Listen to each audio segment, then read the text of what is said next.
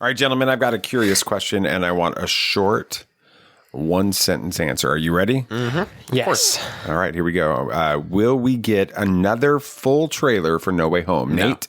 No. No? This is the last one.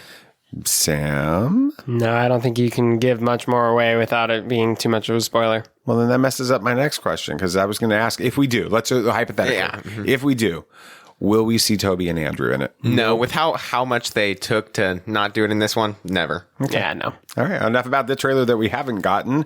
Let's talk a little bit about the one we have. That's next. This is Tatooine Sons. It's true. All of it. What is the name of the Porg on the Millennium Falcon?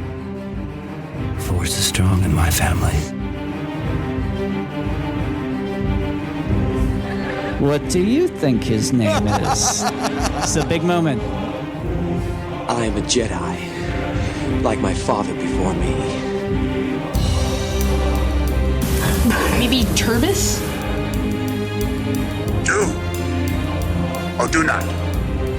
There is no try. Turbis?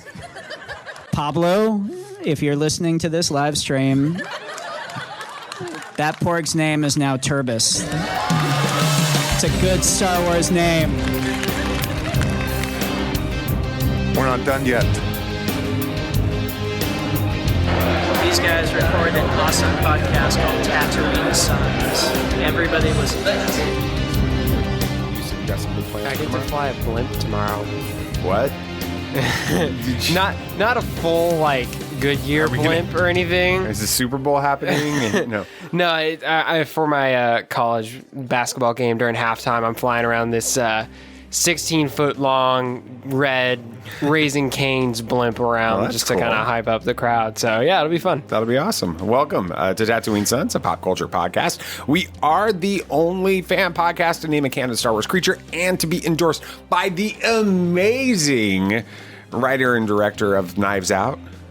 Amazing. Yeah, it was a great movie. Yeah. He's writing and directing Knives Out too. Super excited. I'm excited about that. And he also did this thing called The Last Jedi, which is a good movie. Most people don't realize this. Still in the top 10 all-time highest grossing films. Really? In history. And it was a flop, according to some people. We believe that pop culture is the mythology of our generation. There's a story. It is written on our souls. And The Last Jedi is written on my soul a little bit. And these myths speak to that story. And that is why we are talking about Ghostbusters, Afterlife, and the latest Spider-Man trailer, and a change of perspective on Thrawn. What? I am David. I'm the dad. Hi, Dad. What's up, gentlemen? I am honored to be joined every week by my two amazing sons. BB Nate, what are you talking about? Well, I'm talking about the No Way Home trailer. I'm not sure if there's a way we could go throughout this podcast not talking about it. And the multiverse is finally breaking. It's fracturing all around us. Samuel, what are you talking about? I think you guys are dying to hear what I'm talking about. Jeez. I haven't had a pun in a while. I don't even have to bring the dad jokes. I've passed them on. What are you talking about? Yeah, seriously, the new Thrawn novel. I know we're not into the novels as much. I'm so behind on Thrawn. The new Thrawn novel is going to melt your face off when it comes to the canon version of Thrawn and what's happening. Okay. With that. And you should stick around to the last segment. If that was maybe I oversold that just a little bit, but you'll have to wait to the end of the show to get to the final segment because Star Wars is at the end of this week again.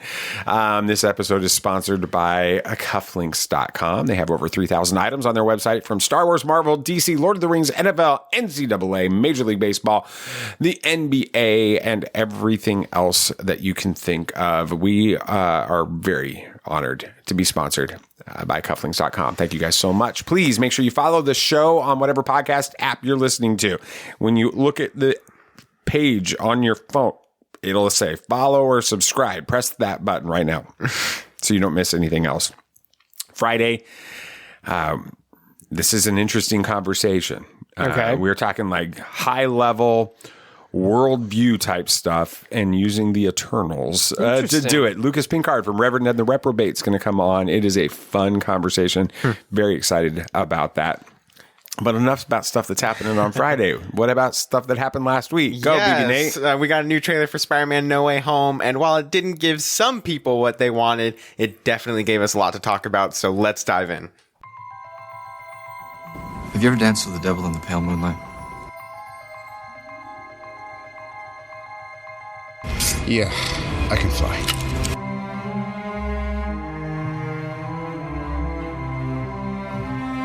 I'm here to fight for truth and justice in the American way.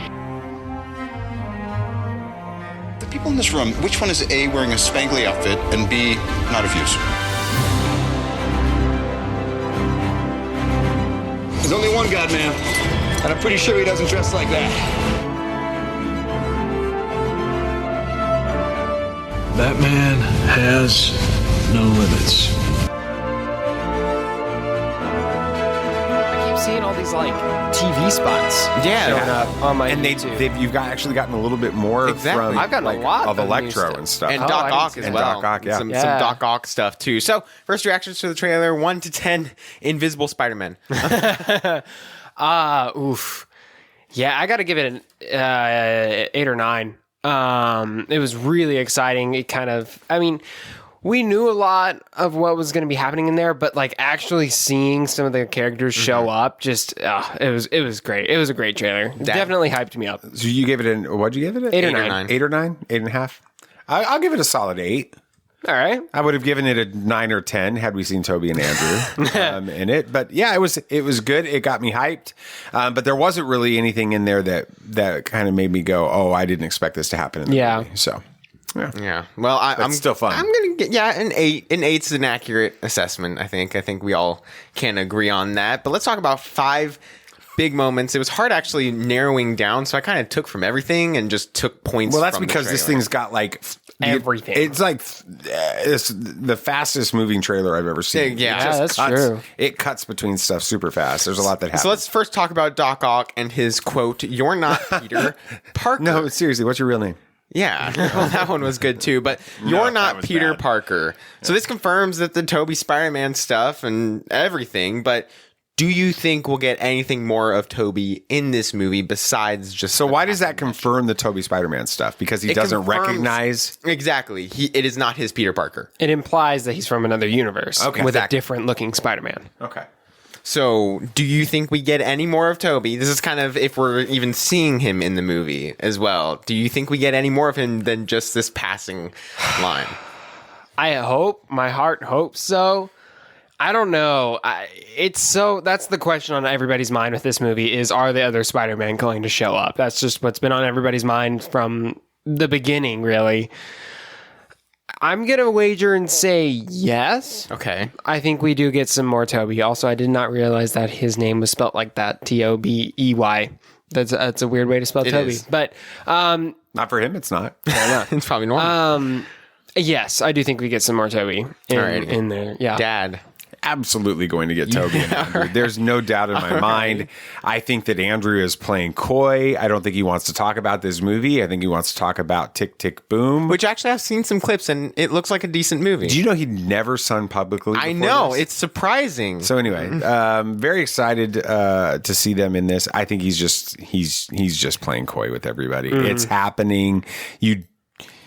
If it doesn't, they're shooting it right now, and they're going to fix it in the next 2 weeks. I was telling Savannah that. So we were actually waiting for Ghostbusters to play, and the trailer came on. And I'm like, honestly, even if they weren't planning on having the Spider-Man in there, Superman, wow, they probably are like shooting it. And if they even throw it in like an end credit scene, that'll make the fans happy. They've just got to have something at this point. Yeah, exactly. And now let's move on to the Green Goblins, maybe? Well, we hear Willem Dafoe and his amazing laugh as Green Goblin, and we actually see him, and he looks no different, which is not a problem. But we also see another look for Green Goblin. Somebody described him as the Mighty Morphin Power Rangers version of Green Goblin. What, the William Dafoe version? Yeah. Do you think that this other Green Goblin could be Harry Osborn from the Raimiverse, or could it be someone else, or could it just be a new suit for Willem Dafoe? What if it's the Harry from the Sony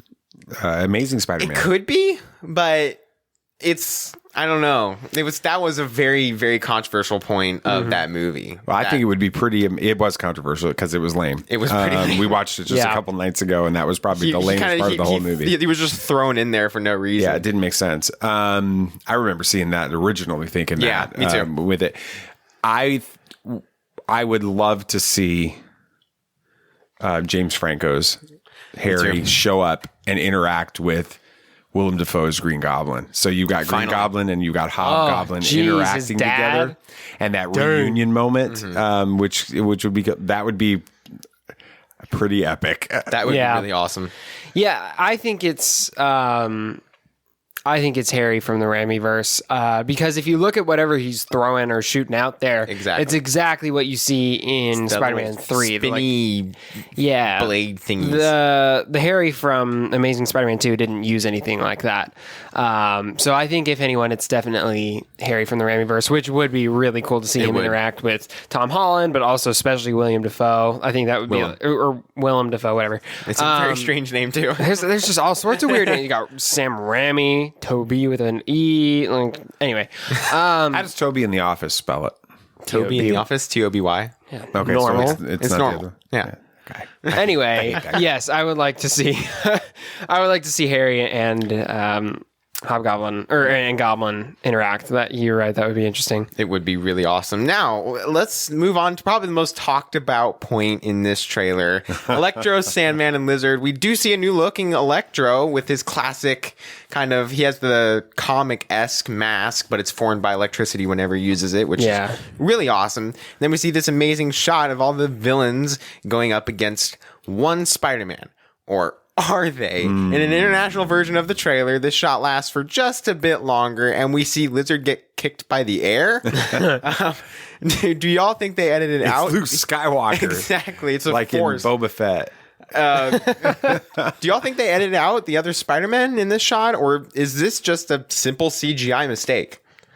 It's definitely not a CGI mistake, because that is a clear movement on the Lizard. Like, there is movement and force behind his head moving like that. So there was definitely something that hit him. I don't know if Peter's learned how to use the Force now or something. But I think they definitely edited something out. They know. Movies have been known to do that, to change things from the trailers. I think even was it No Far From Home? He was wearing a different suit than what he saw. Marvel in the does trailer. the fake outs all the time. Yeah, they did it with Eternals too. They hide characters. They move things around. This is becoming a kind of a standing gag within these trailers, and so everyone was looking for something with this. It was pretty easy to find because of the Brazilian version of this. but it made sense. Yeah, it's definitely he's getting hit by something. But I want to talk about Electro. What in the world? Why is he yellow? He definitely. He's also looked like a normal dude. Yeah. Well, I don't know, but when he was getting sucked into power or something, I don't know. In Amazing Spider-Man 2, like you mentioned, Sammy, he did start to turn yellow, so I'm sure they're going to be able to figure out ways to explain it. Yeah, but looking at this one, it looks like he's not getting his powers from himself. It looks like the powers are from his, whatever he's wearing, and I think even in a TV spot, he's got like an arc reactor somewhere on it. It looks like Tech Stark. Yeah. Or Stark Tech. Yeah, that's what I mean. Whatever. I've heard it both ways. Yeah. Do you think they're just having Jamie Foxx, same character, but he never got... Same actor, you mean? Same actor, same character even, but in Tom Holland's universe. I think that's got to be it. He created a suit. I honestly think that has to be it. He's not goofy. He's not awkward. He's not weird. Blue. He looks like Jamie Foxx, not like the weird character from Amazing Spider-Man with it. And I think that he's got Stark Tech. And so I think there's something going on in this universe that character in this universe is now becoming Electro. Do you think the same thing happens with Sandman? Because Sandman didn't die. Well, neither did Lizard. This is true. So I'm just wondering, because Doctor Strange's little quote of, they all die by the hands of Spider-Man. And so that's a little confusing, but it did sound like they edited in a little quote, so they might just be trying to misdirect people. Yeah, they've been known to splice quotes a lot of times, too. That's a good point. And in this movie, we have Doctor Strange v. Spider-Man, Dawn of the Multiverse. Dawn of Justice. We see another good guy versus good guy conflict in this movie, and this one is very difficult for me to pick a side on. So who are y'all siding with? No, I'm going to make you side first. I don't know. I think because you love these two characters. I do. I really do think that Doctor Strange has the best point, though. Like, because, I mean, honestly, if you think about it, they came over to this universe. They're going to destroy this universe if they stay here. And either you kill them here or lock them up and they'll just get out again because they're supervillains, or you send them back to their universe where they're already dead and have been for an undisclosed amount of time. It kind of just makes sense. I'm with Peter. I think they deserve a second chance, and this is their second chance. Granted, they may cause some trouble, but I mean, that's what Batman does. He doesn't kill them just because they may break out again. He gives them a chance again, and I think that's what Peter's trying to do. So I'm with Peter on this one. It's definitely difficult because you've got Peter and his like personal moral quandary that he's in, and then you've got the fracturing of the entire, you know. Yeah, you have Doctor Strange, and his literal job is to keep the universe together. I'm going to side with whoever it is that ends up saving MJ when she's falling in. So. You know, I don't care. It's if just that's, Doctor Strange's Kate. I don't care if that's pick a child's side. Maybe that's Peter Porker for all I care. Hey, honestly, I'm cool with that. Yeah, I'd be cool with that too. Maybe it's Miles. That'd be awesome. That would be cool. Wouldn't that be cool if he shows up and just saves? And he's MJ? the invisible punch. That's what it was. That's right? true. He can go invisible. He can. So that's all it was. But. And speaking of the multiverse cracking, at the end of the trailer, we see the multiverse, at least we assume it is the multiverse, breaking open, and Doctor Strange says that he can't stop them. Now, give me y'all's wildest theories about this scene and what we might see. I think this is where the Spider-Man come through. I think that this happens before the bad guys jump towards Peter. I think that, throughout the course of the movie, the multiverse has been fracturing and more bad guys have been pouring in. And then right there at the climax, it's completely broken open. And then the Spider-Man are going to come through somehow and they're going to have to fight the bad guys and stuff. So here's what happens. All right, this is what's going to happen in the movie. Okay. I'm just going to go ahead. All and right. spoil Well, I it. said crazy stuff. No, this is my prediction. Sure to go right. All right. Peter Parker, Tom Holland's Peter Parker, is doing everything in his power to send Doc Ock and Green Goblin and the other Goblin and everybody back to their timelines. Okay. Right. And that's what's happening here. And it goes out of control. And in the moment that he's sending them, that's that box that they keep fighting. Yeah. Over, Mm-hmm. okay.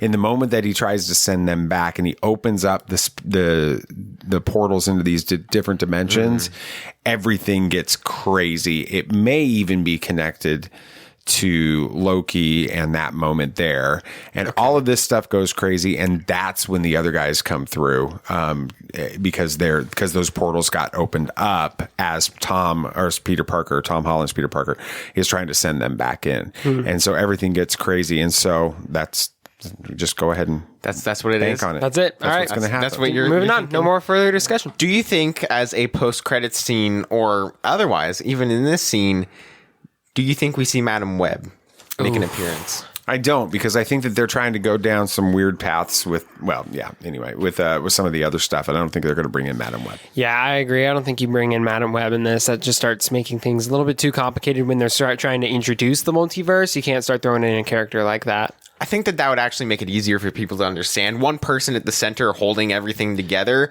might make it easier. And also, with this being the culmination of this Spider-Man trilogy, it would make sense to introduce a new character that's bridging all the Spider-Men.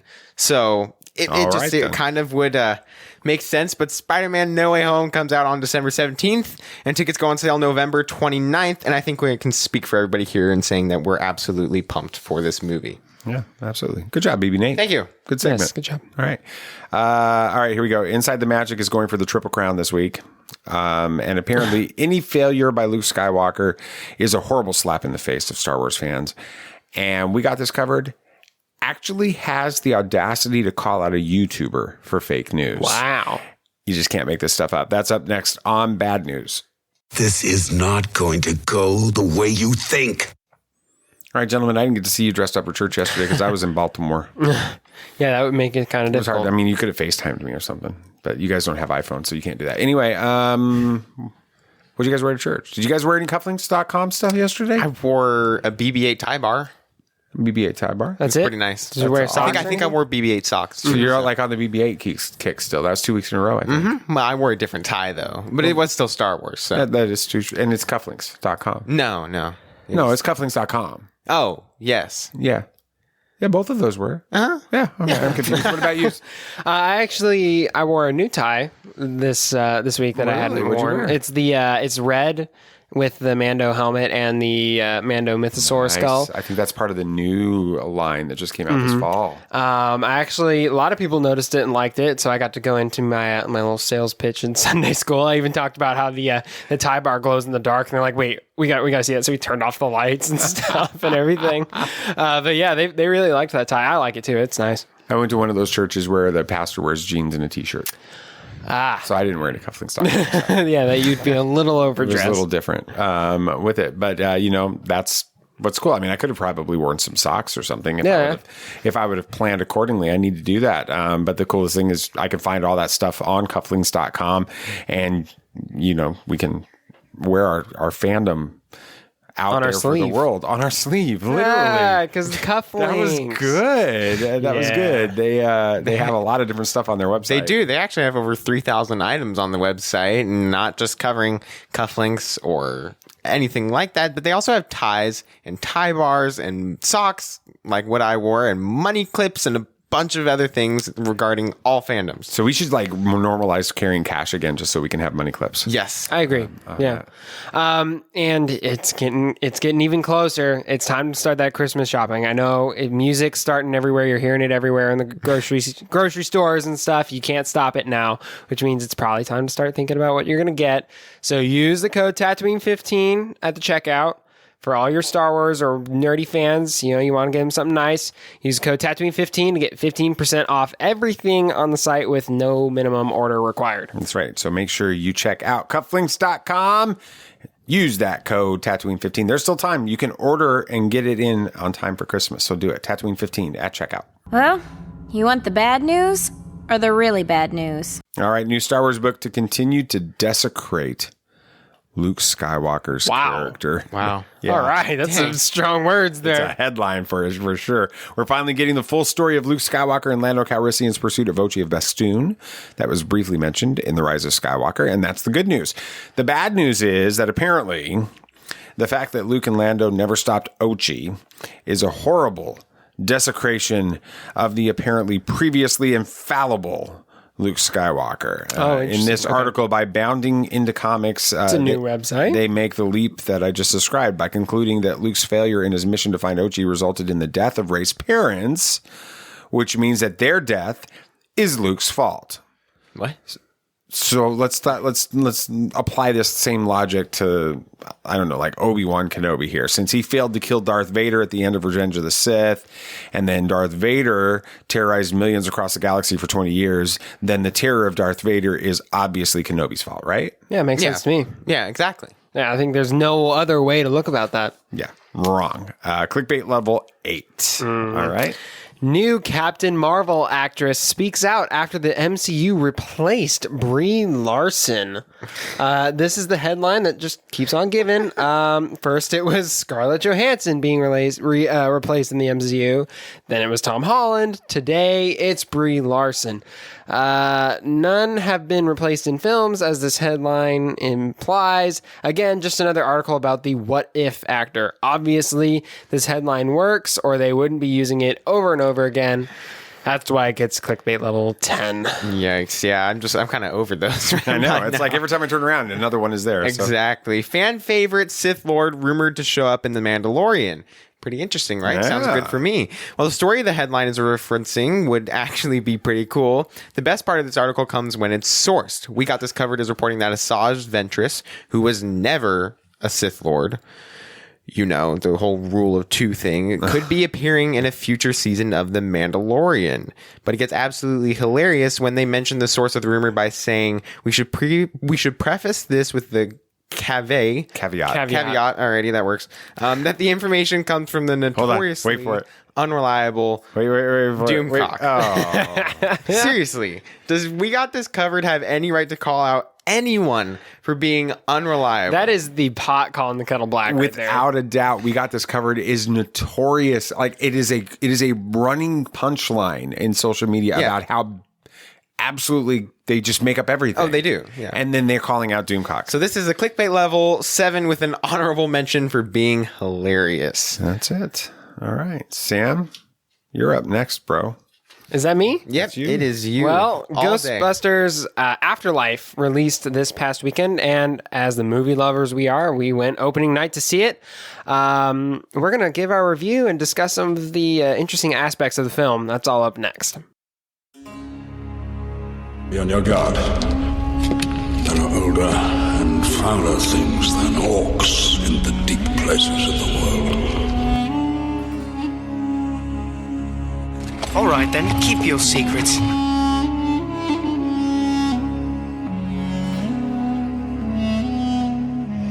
coming to us. Is as the footsteps of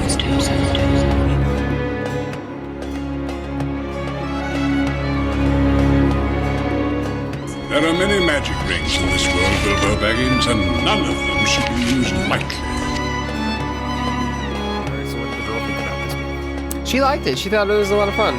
She enjoyed it. She hadn't seen the first Ghostbusters in a while, but she was still able to follow along. She thought it was fun. Yeah. Good. All right. That's awesome. All right. That's it. That's all your questions? I just was curious. Okay, let's get y'all, before we go any further, rating on a scale of 1 to 10 mini Stay Puft Marshmallow Men. Nathan. 7.5. Okay. I'll give it at that. I don't want to give it an 8, but I really did enjoy this movie. It was a lot of fun. It was a Ghostbusters movie, and it was really good. And I would be interested in seeing where they could go from here. Dad? Yeah, I'm going to give it a 7. Okay. Lots of fun. Yeah. Felt like Ghostbusters. Good story. Yeah. Fun CGI and effects. Great acting. I think that a part of the experience was diminished for me because the screen in our theater was really dark. Will you agree with me on that? Yeah. It was kind of dark. Yeah, it was tough to see some of the cavern scenes. And so it made it hard to watch for me. But other than that, it was just a great movie. Yeah. I would give it a 7.5 as well. I think. I mean, you're not getting it's no Dune. Let's just be honest, Dune. I mean, but you're not going there for that. You're going for a fun Ghostbusters movie, and it delivers exactly what you're going for, and you really can't ask for much more. But okay, one thing that's been very popular within Hollywood lately is reviving old franchises. You know, bringing back the dead, all that stuff. Star Wars, Star Trek, Creed, Cobra Kai, and now even Ghostbusters. Movies like Ghostbusters Afterlife, and the like have been dubbed legacyquels. It's hard to say. That's pretty good. Yeah. That's good. By some. Now, these movies can be a tricky thing to pull off. You can't fully rely on nostalgia. You need a new and interesting story with new characters, but you also have to satisfy the fans at the same time. But these movies can inadvertently undermine the impact of the originals, making it seem like the heroes of the original didn't do their job correctly and leaving it to the newer generation to clean up the mess. What are y'all's thoughts on this trend in Hollywood, and how do you feel Afterlife, or do you feel that Afterlife struck a good balance or not? Nate, I want you to go first. I'm not opposed to this in Hollywood at all, because they did it with Star Wars in a way. They revived it. They're doing it with this. They did it with Star Trek and everything. It allows a newer generation to get interested in a movie that came out in the 80s that a lot of parents love, but I mean, a lot of kids might not get into it, but they'll enjoy this movie, and so they can get into the other Ghostbusters movies. Mm-hmm. They tried to do it with 2016 Ghostbusters, but it didn't really work out. So, did it have the original Ghostbusters show up? No. Well, there's probably part of the reason. Exactly. Did they do a good job with it in this one and undermine the original? Not at all. I think that they explained a lot of things very well, with Spangler always trying to stop Gozer from coming back.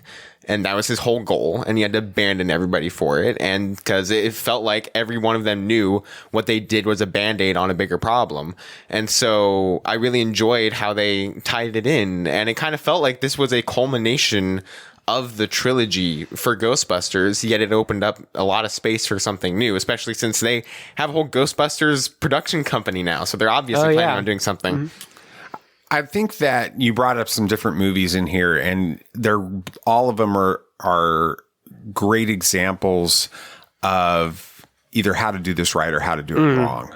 Okay, so the 2016 Ghostbusters, it didn't do it right because it didn't honor the source material. It tried to reboot it, and it did it in a kind of a way that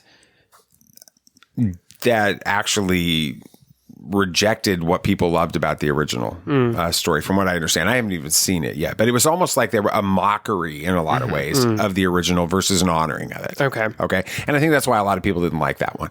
Star Trek wasn't necessarily a legacyquel. Well, it was more of a reboot. You got Picard and stuff now coming out too, and things. Oh, that's like true. that. Yeah, with Picard, that's true. Okay, yeah. So you're right And on I mean, that. Star Trek wasn't a reboot. It connected to the main story. It was a different parallel universe. It was a parallel universe, which happens in Star Wars, so that's fine. But still, even though it was a reboot, the one thing that you had to be really careful of in rebooting Star Trek that they haven't had to do in Star Wars is you've got a new James T. Kirk, you've got a new Spock, you've got a new Uhura, you've got a new Bones, and those characters are so iconic that if you get any of them wrong, you ruin the whole story. But what helps is they brought in the original Spock. Yes. Well, no, but still, Zachary Quinto did a fantastic job being Spock. Chris Pine did a fantastic James Kirk. Yeah. With it. All of them did a great job with it. So it worked with that one versus what they did with Ghostbusters 2016. Exactly. Okay. Star Wars, The Force Awakens, and this one, and Ghostbusters Afterlife, they are very similar. Yes. They are with very it. similar. You've got an extended period of time between the stories and this happening. You've got a way of referencing the old stories constantly without having to retell the old stories with it. And allowing it for people that haven't seen the rest of Star Wars even could enjoy Force Awakens because they still get the story. The Force Awakens is a great entry point to Star Wars if you're part of a new generation, even if you haven't seen it.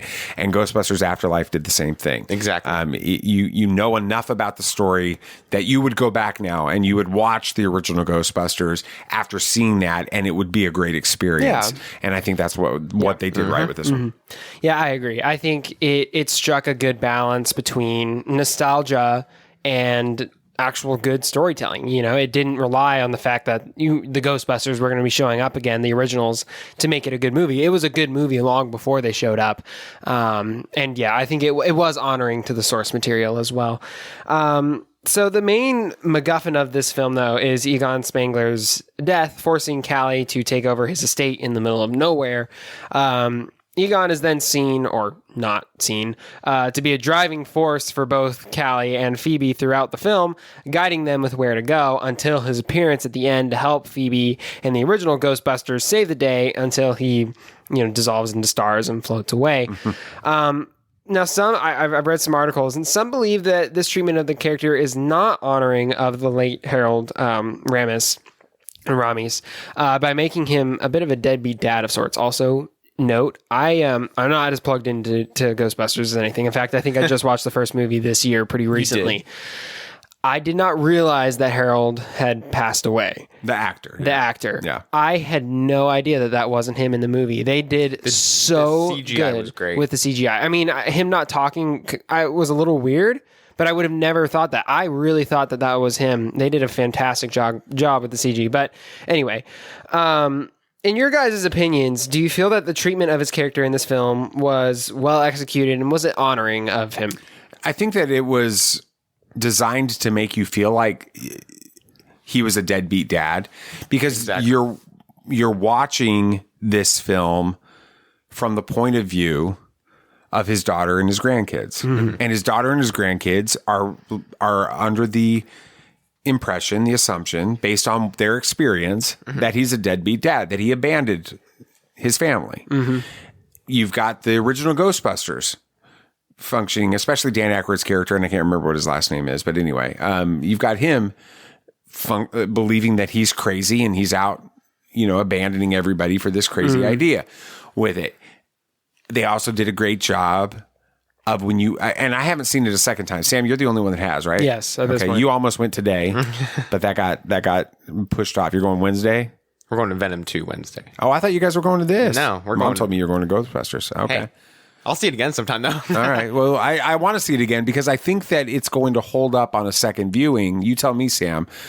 Do you get the feeling that Spengler's character is trying to actively be a part of fixing the problem the whole time, and not just some crazy guy. He's like a part of this, and there's an element there that carries forward into the story. Yeah, absolutely. Watching it on a second time, it does make a difference watching him interact and help them do things. I mean, he didn't carry them in a way and do everything for them, but he helped be that little driving force that they needed every so often. Like, I forget the kid's name, but when Finn Wolfhard's character is trying to make the car and he just needs that little bit of wire twisted in there, he does that, right? He doesn't help fix the car for him. He just does that a little bit. Same with Phoebe and Callie and everything like that. Mm-hmm. And then at the end, he doesn't like carry it for Callie with the proton pack. He helps her, you know.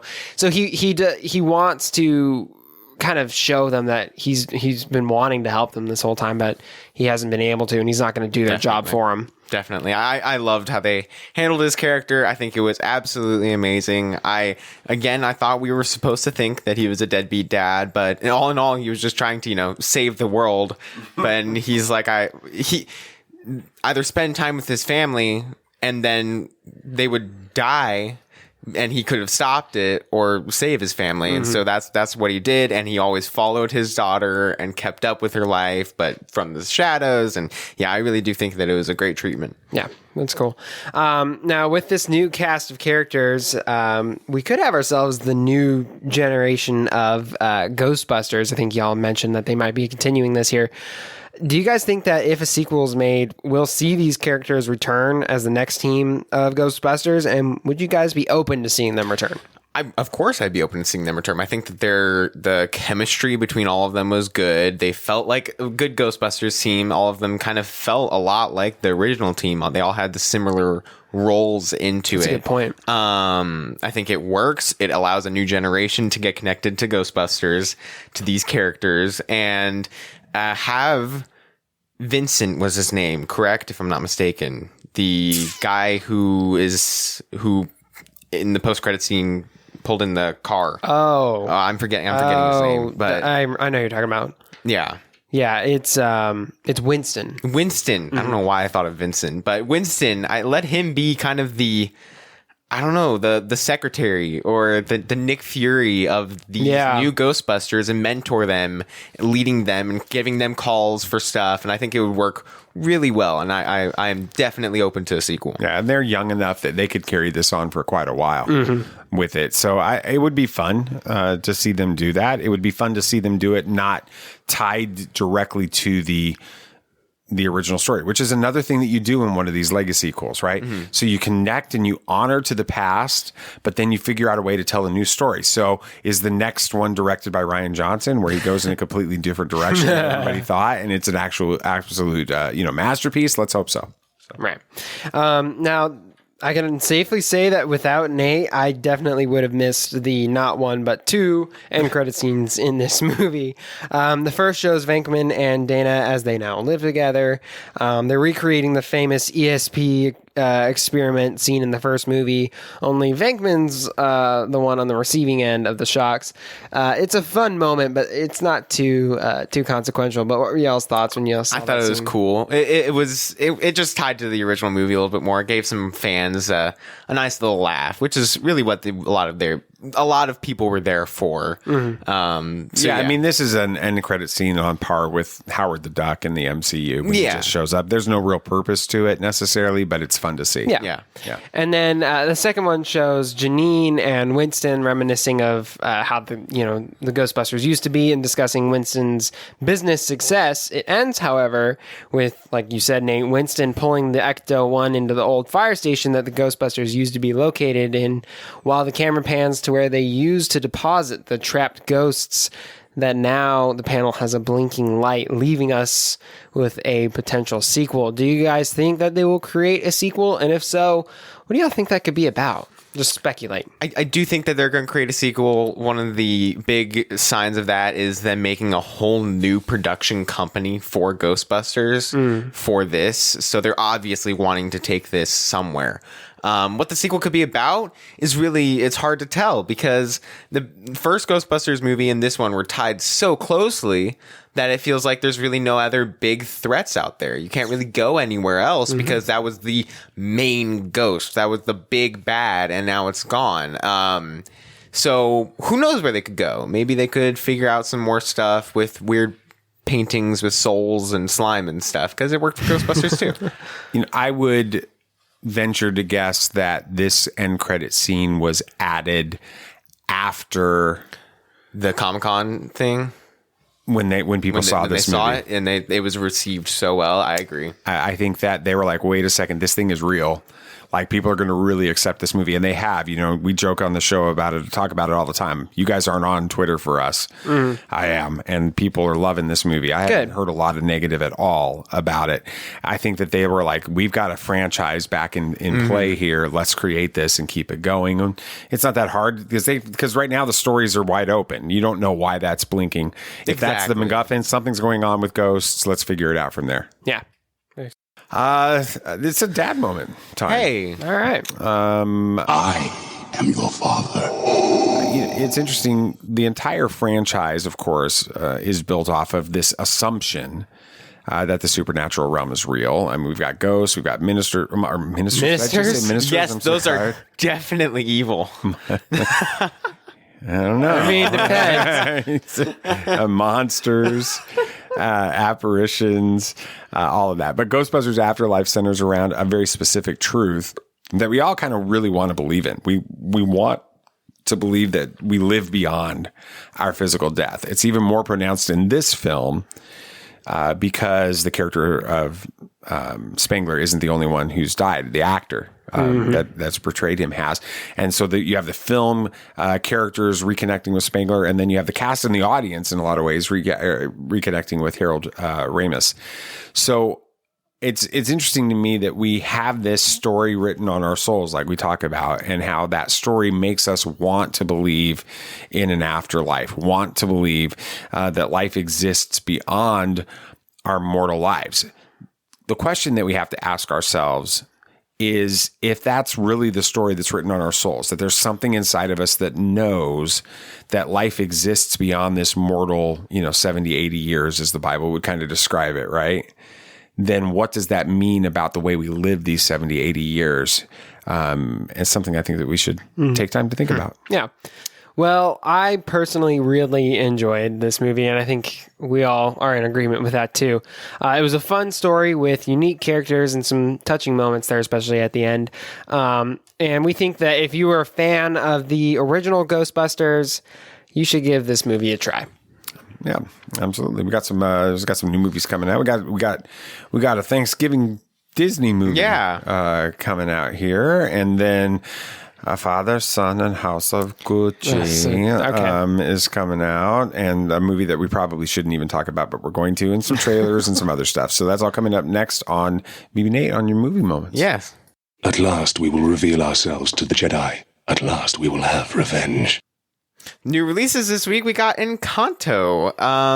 This looks really interesting, and it kind of took us all by surprise. The long line, Walt Disney Animation Studios, Encanto. I'm not even sure what to call it. Encanto. All right, I'll call it like that. I'm not, because there's tells the tale of an extraordinary family. The Madrigals. The Madrigals. It's like magical, but Madrigals. Alrighty. Who live hidden in the mountains of Colombia in a magical house in a vibrant town in a wondrous, charmed place called Encanto. This is gonna bug me so much. We're not Colombian, okay? The magic of the Encanto has blessed every child in the family with a unique gift, from super strength to the power to heal every child except one. Maribel, voiced by Stephanie Beatrice. That's good enough. Yep. But when she discovers that the magic surrounding the Encanto is in danger, Maribel decides that she, the only ordinary Madrigal, might just be her exceptional family's last hope. Aww. Interesting. So these names are going to give me a very difficult time. So the stars, Stephanie Beatrice, Maria Cecilia Botero. Yeah, you got that one right. And Wilmer Valderrama. You got him. Yeah. It's actually, that's two R's together, so that's a Valderrama. All right. Seriously. Yeah, studio is Walt Disney Animation Studios. The directors is Brian Howard, Jared Bush, and Charisse Castro Smith. is rated PG-13 for some thematic PG-13? elements. PG, sorry, for thematic elements and mild peril. And it comes out, Thanksgiving weekend? It does, this weekend. Yeah, this weekend. Yeah. Then we have a House of Father, Son, Gucci. and House of Gucci. I think we all have agreed that I'm just ready for the trailers to be done. Exactly. The trailer has been bugging me every time we go to the movies, but it is about House Gucci is inspired by the shocking true story of the family behind the Italian fashion empire. When Patrizia Rangiani, an outsider from humble beginnings, marries into the Gucci family, her unbridled ambition begins to unravel the family legacy and triggers a reckless spiral of betrayal, decadence, revenge, and ultimately murder. Dun, dun, dun. Alrighty, the stars are Lady Gaga, Adam Driver, Jared Leto, which means it should be really good. It should.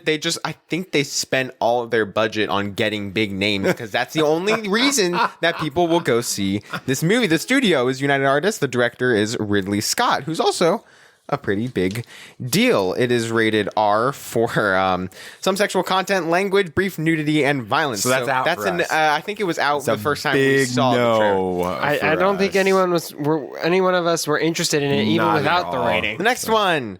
Resident Evil Welcome to Raccoon City. It is returning to the origins of the massively popular Resident Evil franchise. Fan and so my comment of it being a fan film has been right this whole time. Oh, jeez. Fan and filmmaker Johannes Roberts Yeah. brings the games to life for a whole new generation of fans. In Resident Evil Welcome to Raccoon City, once the booming home of the pharmaceutical giant Umbrella Corporation, Raccoon City is now a dying Midwestern town. The company's exodus left the city a wasteland with great evil brewing below the surface. When that evil is unleashed, a group of survivors must work together to uncover the truth behind Umbrella and make it through the night.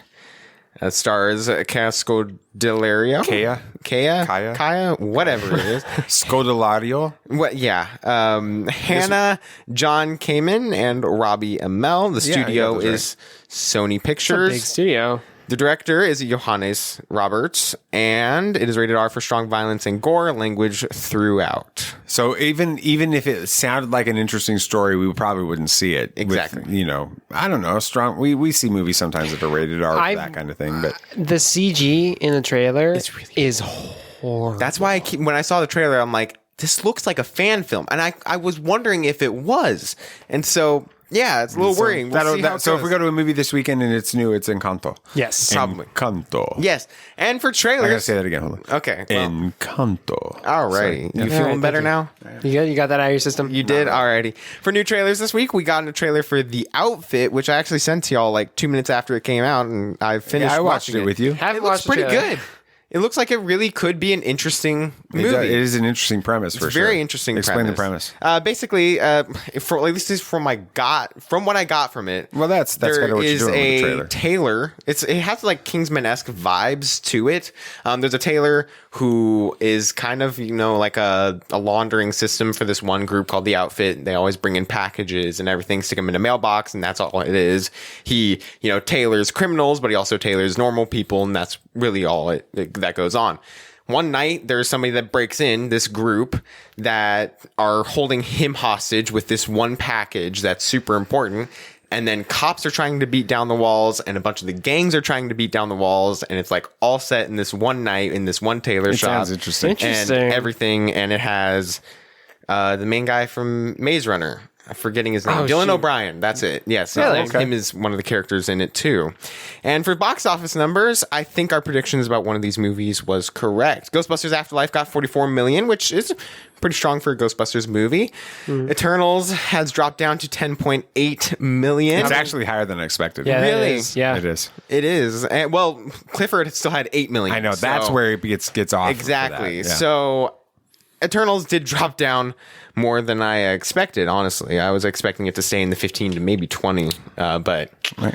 Good job. Thank you. Thank you, Nate. You did a good job on your segment too, Sam. Thank you. I forgot to Appreciate it. Sorry. It's okay. I understand. I'm thinking about 1,000 things right now. All right. Our minds were collectively blown when Ezra and the Purgles That sounds like a 90s new Ezra wave and the band. Purgles. We need to start a band. That does like modern songs in Star Wars-y feel. Yeah. And we'll call it Ezra and the Purgles. I like anyway, we were pretty excited when Ezra and the Purgles outsmarted the previously flawless Grand Admiral Thrawn in the series finale of Star Wars Rebels. But this move perfectly set up a way to get Thrawn out of the picture during the events of the original trilogy. And then you have this latest Thrawn novel by Timothy Zahn that suggests that everything that we thought was going on wasn't what it seems. This isn't going to go the way you think. Hokey religions and ancient weapons are no match for a good blaster at your side, kid.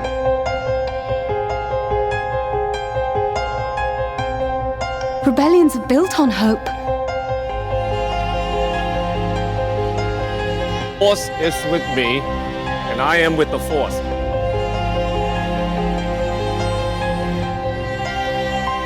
If you live long enough, you see the same eyes in different people. So how many books have come out for Thrawn since I last read? I read the one with Anakin. That's Alliances, right? I think two. So you've got Thrawn, you've got Thrawn Alliances, you got Thrawn Treason. I have that one. Then you have the Thrawn Ascendancy. So you have, I think it's Chaos Rising. There's a second one. I can't remember what the name of it is. And then the newer one coming out. I'm 4 books behind. You were so fun. Who's your favorite? Like, you like reading his books. I loved it. It was Maybe good. over Christmas, you can catch up a little bit. Read one. Anyway. He already has another commitment. I'm sorry. What's that? So anyway, so here we go. The finale of Rebels was shocking for a lot of reasons, but one was that it appeared that Ezra Bridger had outsmarted. I don't like how you use the word appeared. Grand Admiral Thrawn. It was all his plan, which, was a thought for a while from me. All right. Well, Nate, you're excited. You love this. I mean, you've been begging for the rest of the story to be told. Mm-hmm. What are you hoping to learn about Ezra and Thrawn's little road trip? I'm just wanting to know more. I just want more Ezra. That's all. I want more of the story. I want more. We didn't get enough. Clone Wars got 7 seasons. Why couldn't Rebels get 7 seasons? But I really am excited to see how Thrawn deals with this. He's never been a bad guy fully. He's just really smart and has a feeling that it's logically sound to be with the Empire. And he's right. It is less of a risk to work for the Empire than it is for the Rebels. You're always taking risks with the Rebels. So it makes sense. And so I'm wondering how he's going to be able to go with this, and if he actually sees that, he was defeated. So the Empire has been defeated, and so maybe the Rebels were right. So maybe he will start to work with Ezra, which I would love to see Thrawn work with Ezra. Yeah, it'd be quite the power team right there.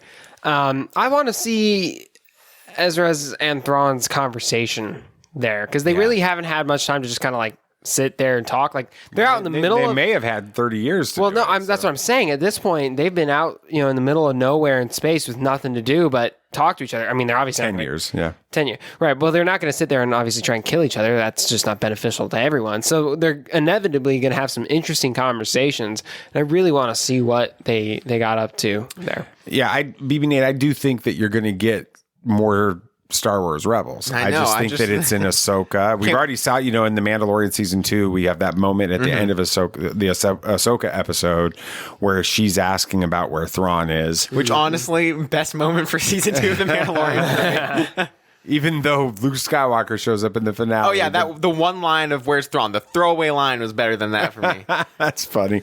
And of course, we're getting the Ahsoka series, which they just announced this week, that they have cast a live action Sabine. Yeah, that's big. Going to be played by Natasha Liu Bordizzo, and I think that basically she's done a lot of stuff on Netflix.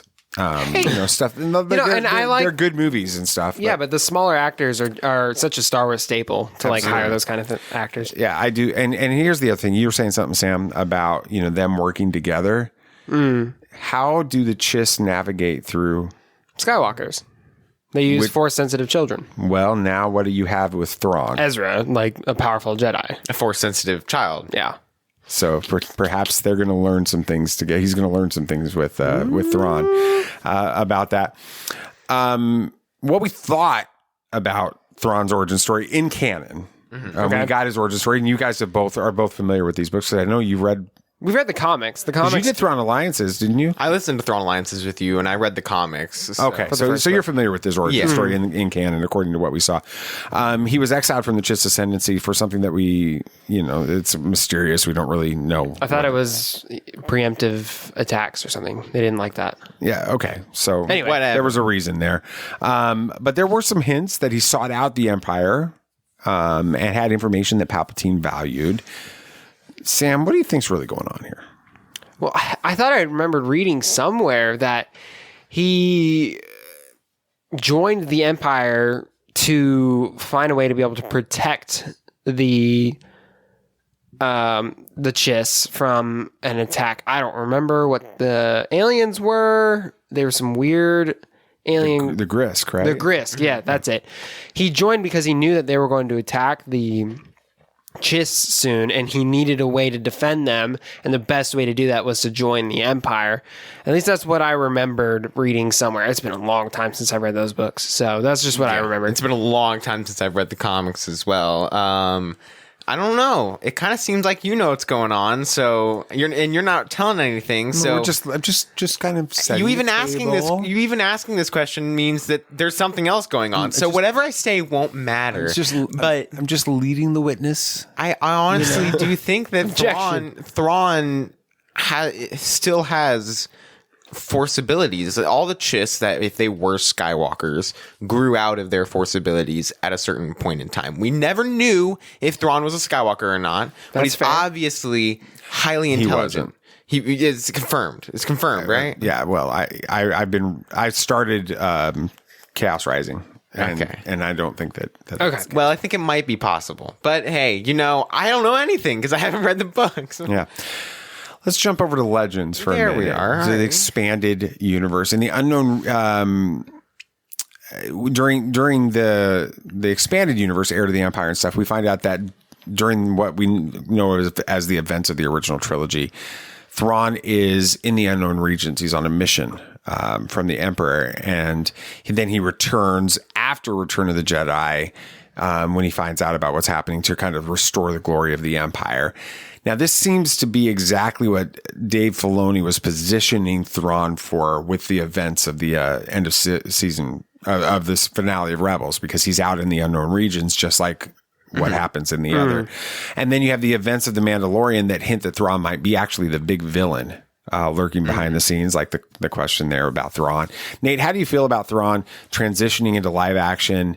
And do you want him to be the villain of the period between the original trilogy and the sequels? Well, I think that my answer will always be clear. Heck yes, I'm fine with him being the villain. That just means we get more Rebels. But really, I think that his transitioning into live action is going to be something very difficult, because they gave him such an iconic voice in Rebels, and it's going to be hard to either, they're just going to have to hire the actor who did the voice or find somebody similar. And you saw the fallout with Ashley Eckstein and the Ahsoka casting, and how that was just so controversial, even though the voice of Ahsoka is pretty generic. A lot of people can, mimic that, but Thrawn's is just so unique that I'm wondering how they're going to be able to do it. I'm not sure why I can't remember the name of the actor that plays him in Rebels, and his brother plays Galen Erso. And I can't remember his name either. Lars Mikkelsen or Mads Mikkelsen? It's one of those. So it's Lars. It's Lars. Lars Mikkelsen. Thank you. I'm pretty much, from what I understand, he's been pretty much confirmed. Okay, good. Like, not officially announced, but confirmed that he better be the one that's coming back, which I think you have to do that. His voice is just... And he's a live action actor that plays characters like this, and he looks like him.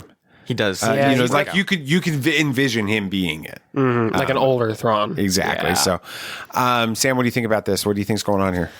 I want him to be the villain, but I don't know what that exactly implies with Ezra, because that means they either parted ways, or Ezra's been turned to the wrong side or something, or Ezra's dead. I don't know, but I'm pretty sure Ezra wouldn't be on Thrawn's side if Thrawn's a bad guy here.